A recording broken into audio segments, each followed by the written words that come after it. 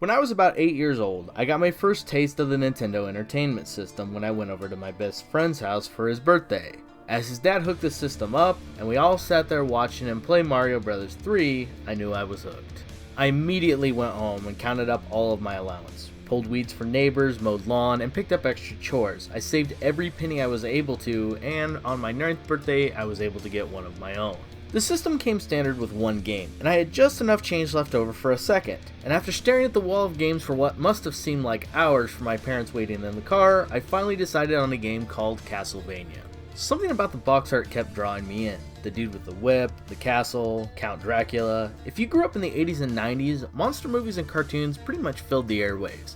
And as a kid, there were two things that I loved more than anything else: Teenage Mutant Ninja Turtles and cheesy 80s monster movies. I got the game home, quickly hooked up the machine, popped that game in, and it didn't disappoint. The monsters, the music, and the terrible graphics all bring back that nostalgic feeling of slaying hordes upon hordes of demons, zombies, and mummies up until late in the night.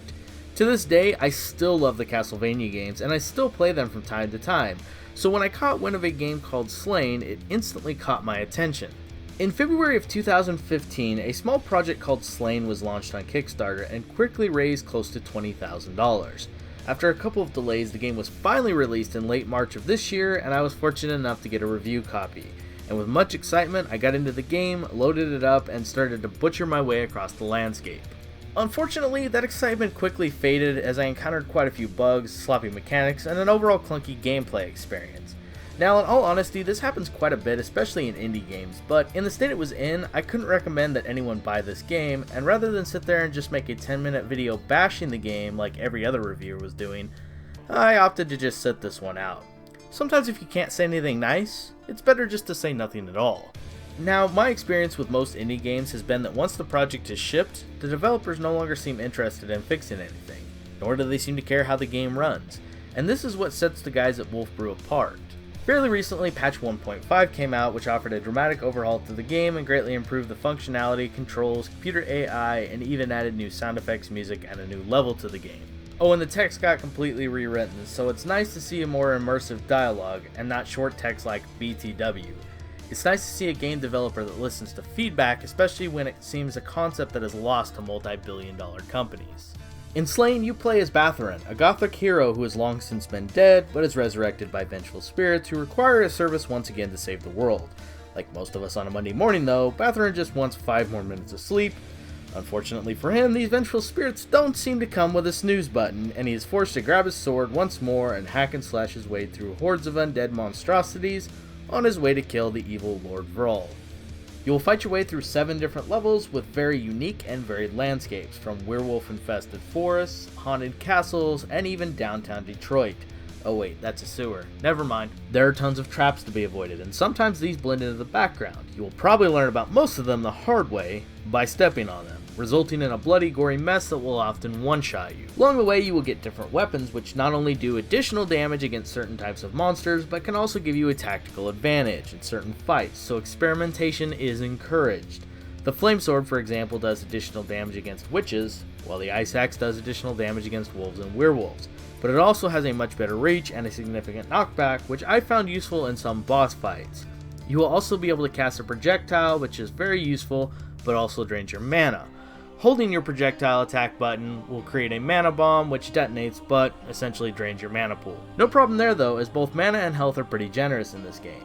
Hearts will sometimes appear when killing tough enemies and restore your health, and there are angels located after most checkpoints which will fully restore your health and mana pools.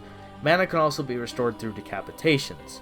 If you manage to time it just right, you can hit a projectile back at an enemy, stunning him for a couple of seconds, and if you hit him while he's stunned, you do a brutal attack that will one-shot most enemies, and restore some of your mana. The bosses in this game are honestly pretty well thought out, and pretty creative. You will fight against fire-spitting dogs, a thorn beast, banshee queen, and even a giant Eye of the Beholder. You can expect to die quite a bit while trying to reach them, so don't be surprised if it takes you a few attempts to really get the strategy down, as no two bosses are alike. Overall though, is this game worth purchasing? I would say yes. Now that the issues have been fixed, it turned out to be a great game, especially if you enjoy the side-scrolling hack and slash style of games like I do. I got about 6 hours of enjoyment out of the game, and it looks like there are plans to add even more content to the game soon. which will hopefully add some replay value to it. This game sits at around $12 at the time of making this video, and you might be able to even pick it up on sale at a better price. The only two complaints that I still have is I think the game could use a little bit more of a tutorial level, as I think for the average player, the game might be extremely frustrating to figure out. They recently added text, which does a fairly decent job explaining, but some hands-on action could definitely help. The ending is something we also have to talk about, so full warning and spoiler alert here, if you don't want the ending revealed, this would be a good time to end this video. After all that grinding, hacking, and slashing, I couldn't wait for an epic battle and the opportunity to shove my flaming sword through Lord Vrol's heart. I stood there face to face, pumped for what should have been an epic battle, only to have this happen. Holy shit! What just happened? Please tell me there is more, or something that I missed. All this effort to make it to the last boss, and he killed me before I even got to fight! At first I was actually mad, but then I couldn't help but laugh.